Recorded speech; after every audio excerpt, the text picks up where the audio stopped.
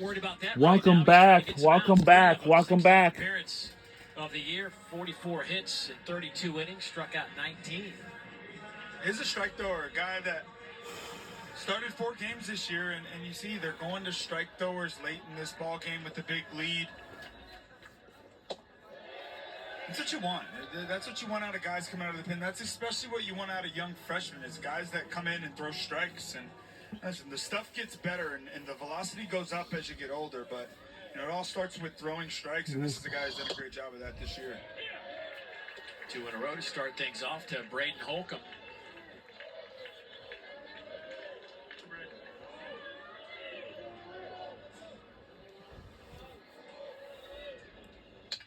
Out straight back. Tough day for Vanderbilt. They'll move into an elimination game tomorrow unless they have a magical 9th inning here. So the team you're rooting for today's game Gary is Gilmore, Vanderbilt Tim Commodores. Corbin have a history. They go back with each other. Just young bucks in the coaching business. Coach Gilmore was at USC Aiken, and Tim Corbin was head coach at Presbyterian. Those two faced off back then. After that little run at Presbyterian, that's when Tim Corbin found his Clemson staff and was an assistant here for a few years. Of course, we all know what's happened since he left Clemson. Poof. Out to right field. Graham Brown, a few steps back, makes the catch, 1 down. Tim Corbin's only losing season at Vanderbilt was his very first year. Back in 2003, they went 27-28. Since then, it has been nothing but on the positive side of the ledger. Oh, that's so impressive. He's a winner, and anybody you talk to about Coach Corbin, they gush about not just the coach that he is, but the man that he is, and the way that he leads these men. It's all about school first, and baseball comes second. This is just an ability for these players to go out and make their dream come true. All these kids come here, they want to play big-time college baseball. They want to play in the World Series. They want an opportunity to go play in the big leagues one day and get drafted. And when you sign up to go to Vanderbilt, these parents, they're sending their kid to a man that's basically a second father. And it's proven. The recipe is proven. Everybody that goes to Vanderbilt, not only are they great baseball players, but they end up being better men. And that's why I've always had great respect for Coach Corbin in this Vanderbilt program. See if this stays in play. Bodine to the net, and that will drop just on the other side. 2 strikes on Jack Bolger.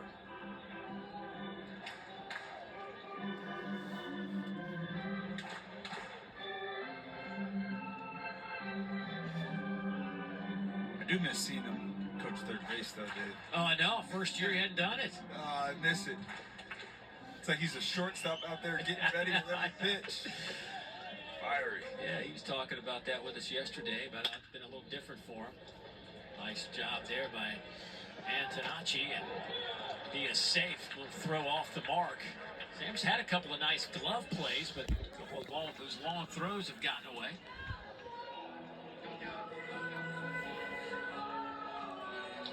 Yeah, did everything right there. Drop step, bam, great decision right there.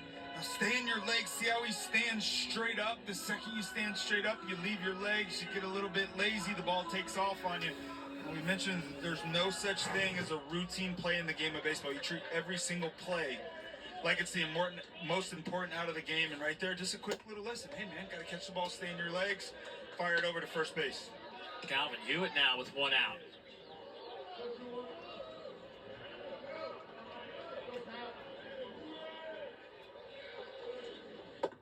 There's a strike again. Once we are finished here, we'll get you to that Dallas Baptist West Virginia game and that Tucson Regional. That was due here on ESPN2. Started about 20 minutes ago. Catch it on ESPN News, ESPN Plus right now.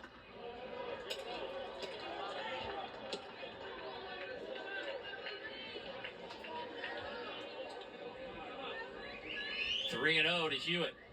And a quick time called.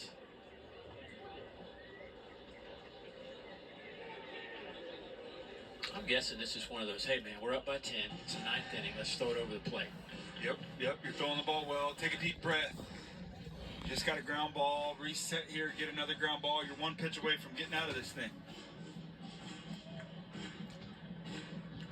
You get a little breather in this NCAA tournament. Take advantage of it. I mean, think about Wofford and LSU. They came down and took a Stephen Milam, the monster they call him, with a walk-off home run to beat Wofford. Their opening game, Milam had 2 home runs for LSU. Matter of fact, Milam had a walk-off homer winner in the SEC tournament as well. Milam the monster, living up to his name.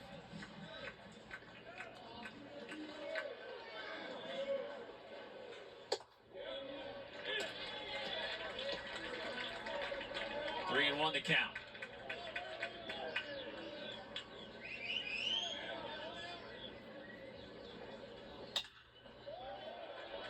High in the air. Certainly playable. Miho's there. And that'll be out number 2.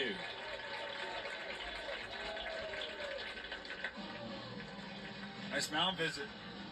Pitching coach Jason Beverland settles his young pitcher down, gets back in the strike zone. 1 out to go.